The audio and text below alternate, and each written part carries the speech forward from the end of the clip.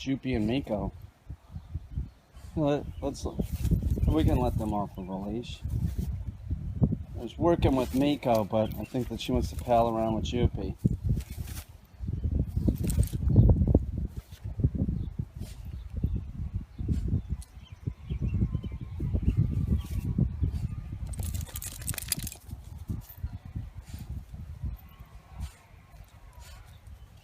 Hurry, hurry. Good girl. Good girl. That's awesome. Good girl. Good girl. You have to use both positive and negative to train a dog. You do. You have to use positive reinforcement. It's very important. And teaching the dog no is extremely important too. Now, I left something in a video yesterday, and somebody said something, so like a fool, I took the video off. So I want to talk about what I left in the video, and I think the people that have been following my videos notice I leave more and more stuff in where I'm correcting the dog. Like when I first started out, it was just like you would watch a video of me working with dogs and the dogs are just perfect, and that doesn't make any sense. And the reason why that doesn't make any sense is people can't learn, right? You have to like see how I interact with the dog so that you can interact with the dog. And in the video, I was using an expletive with Miko. Miko wasn't picking up the object, and that's what I want to talk about. She wasn't picking up the dumbbell, and that's what I want to talk about, is using an expletive with your dog. And there's other dog trainers that have talked about this. My dad would talk about this. The dog doesn't listen to you, cuss the dog out. Richard Walters of Water Dog talks about it, says the exact same thing. And the reason why you do this is that the dog can only read, it's very black and white. It can read if you like something, it can, sort of read you if you don't like something. So if you want to make the point that you don't really like its behavior, you can cuss it out. And that's what I was doing with Miko. Like, you better fucking pick it up, motherfucker. I'm getting frustrated to a point with the dog, and I want to make sure that the dog understands that its dominant behavior, its behavior of like, sort of I'm in charge, and that's what the dog is doing when it gives you a refusal.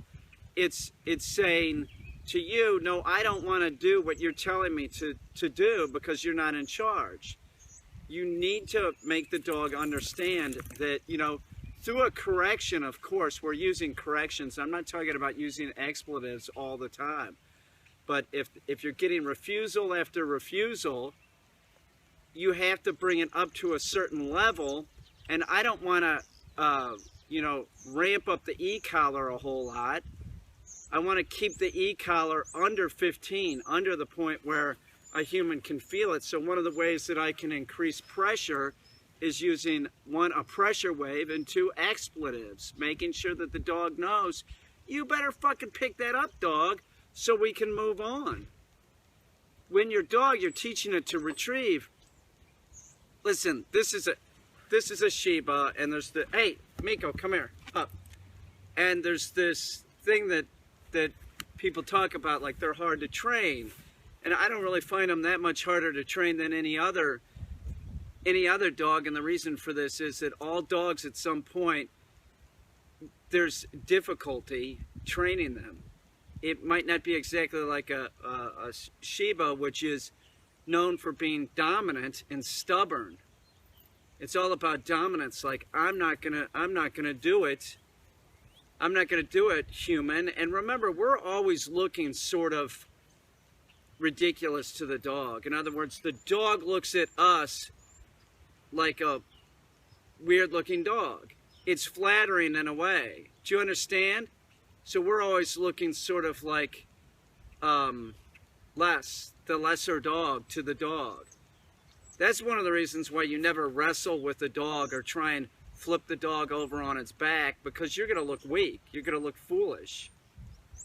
Don't ever do that. You can do that with a puppy, but don't ever do that with an adult dog. You just look foolish and weak to the dog, and then they know that you're not physically as adept as the dog. So we use attrition, definitely. To get Miko, to hold this, we used attrition. You know, there was a wearing down process to get her to do a retrieve. And attrition is something that you should consider when training your dog. You should. There's a wearing down process, and if you have a dog that's real energetic and dominant, you might just use Miko, hold, drop. You might use attrition to make sure that it sort of has a calming effect on the dog too. It makes the dog kind of focus on what you're doing. Like say if I was outside working with a young lab, I might throw the lab into sit real kind of fast and forcefully with the real like sit, right? She just said. Do you understand what I'm saying? And then you'll do that over and over again real fast. No, sit, walk a foot, no, sit, walk a foot, no, sit. That's attrition. It's like a bullying of the dog. You're bullying the dog. Now, if you were doing that with a human, you'd be an asshole, but it's a dog. And that's what I'm saying. It's like if you use an expletive with a dog, you motherfucker pick that fucking thing up, right? It doesn't matter. They don't know any of those words. They're just hearing tone. And that's the thing about dogs is they don't, you could say, you dumb motherfucker. Now, if you had a kid and you said, you dumb motherfucker, you're abusive because that's a human being. Words hurt to a human, but words do not hurt to a dog. They're sort of meaningless.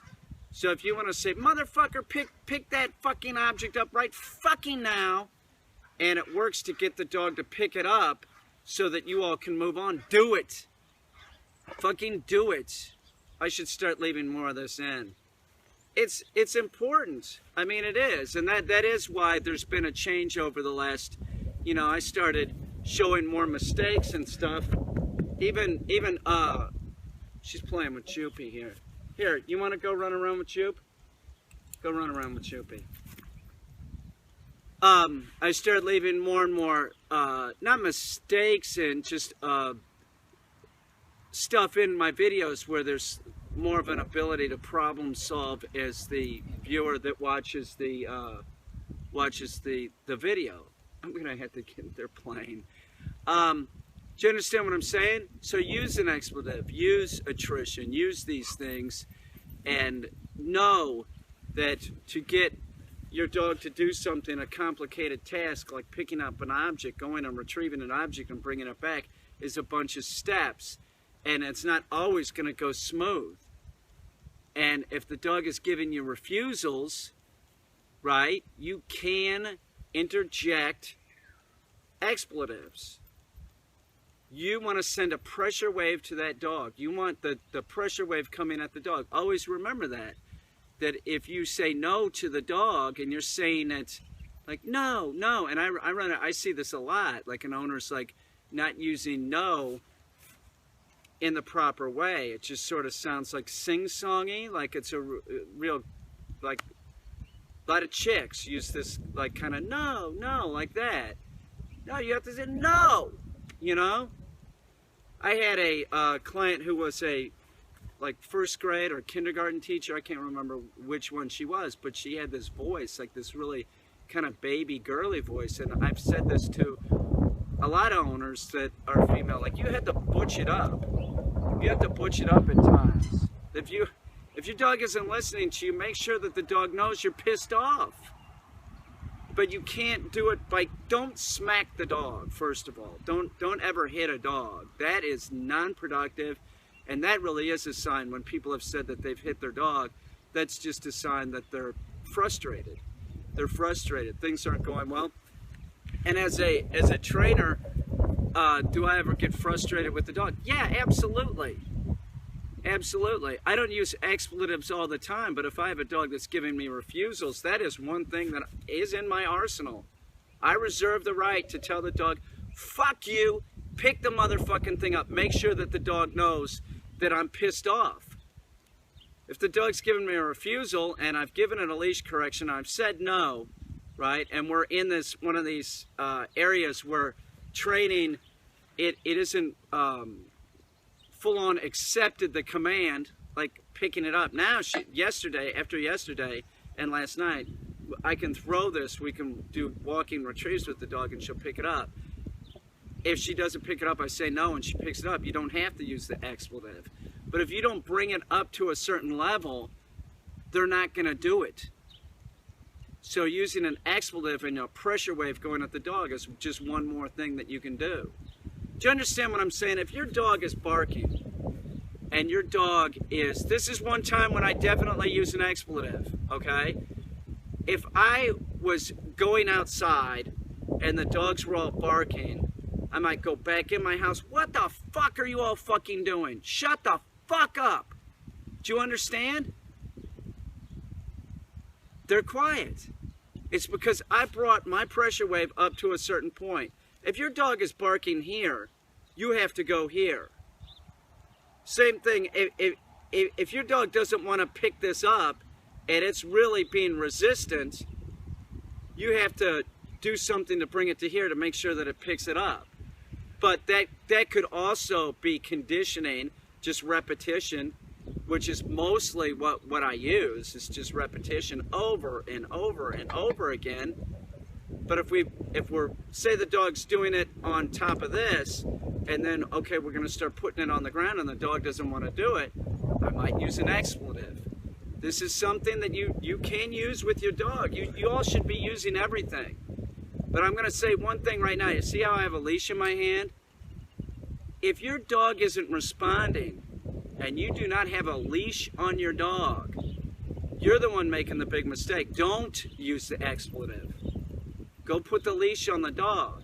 The expletive is the thing that I use when I'm getting, you know, this, like, the dog should know it. We've already done the conditioning. The leash is on the dog. The e-collar is on the dog. And it's something new. And now I'm getting a refusal all of a sudden. And, you know, I'm getting it to pick an object up off of wet grass. It stopped. No! Pick that fucking thing up, dog! Do you understand? I'm going to definitely start leaving more expletives in my videos. It really is making the videos. It really is about everybody getting their dog to a position, a better position, and getting their dog trained. So I think that stuff like this is very helpful. You know, I said it the other day when, like, if I'm working with a puppy, or you got a puppy and that puppy bites you, ow, motherfucker, you fucking bit me. It has to be a different tone, and it has to be a tone that is high up. That's why this, you know, the purely positive dog trainers, it's so stupid. It's so stupid. If you're getting bit by your dog, you're just, oh, ooh, ooh, ooh, like that. Fuck that, you bit me, you little freak. Do you understand? Hey, fucker, don't fucking bite me. Make sure you're doing something different out of the norm so that the dog can read that like, oh, this is different than him just saying no. But it's still on that, like, it's an escalated negative. Use it. But when you're going to use it, same thing. Use a pressure wave. Use a pressure wave. Make sure that the dog, you know, has that pressure wave going at him. I hope this is helpful. That's the reason for my videos, is to help. It is. It's to help. So if your dog has done something where cussing the dog out might be helpful, I say do it. Really, seriously, do it. And I think at some point, every dog owner is going to be pissed. But I want to make this perfectly clear that your timing of everything, your positive and negative reinforcement, happens in 1.3 seconds. So if the dogs are barking, you can rush back in. No, shut the fuck up. Make sure that that dog knows you're pissed off, right? But if, like, say your dog, you have your dog out and it's not in a crate, and your dog goes to the bathroom on the floor, and you come in and then you're throwing a fit. What the fuck is this? But the dog already went. You're not catching the dog go. That'll make no sense. That'll make no sense to the dog, and you'll just look like, you'll look sort of weak and ineffective to the dog. So in that case, you would just clean it up. Do you understand what I'm saying? The expletive is something you can have in your training bag, you know, your training tool bag. but it's not something that I use all the time.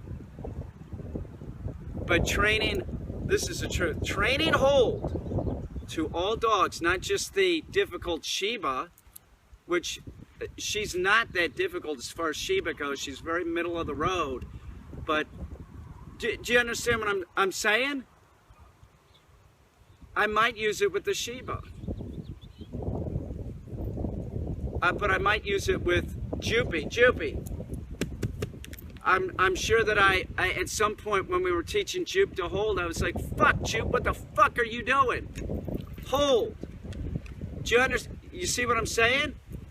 They don't know what you're saying. They just understand tone. So using words, you know, expletives, cuss words is fine with the dog.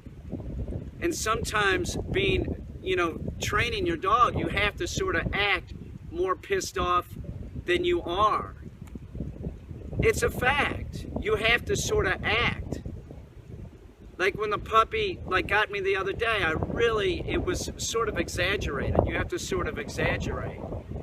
That if you're a chick with a voice that sounds all like, kind of like baby talk all the time, you have to butch it up. You have to butch it up. Where's Miko? Grandmaster Joopy.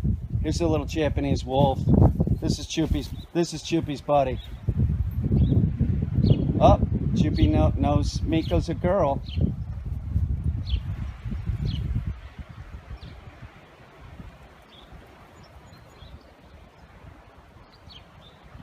Miko.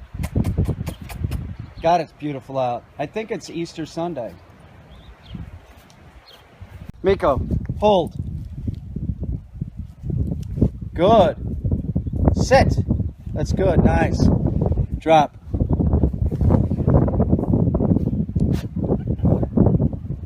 Miko, hold. No, hold. Good. Good girl. Here. Sit. Very nice.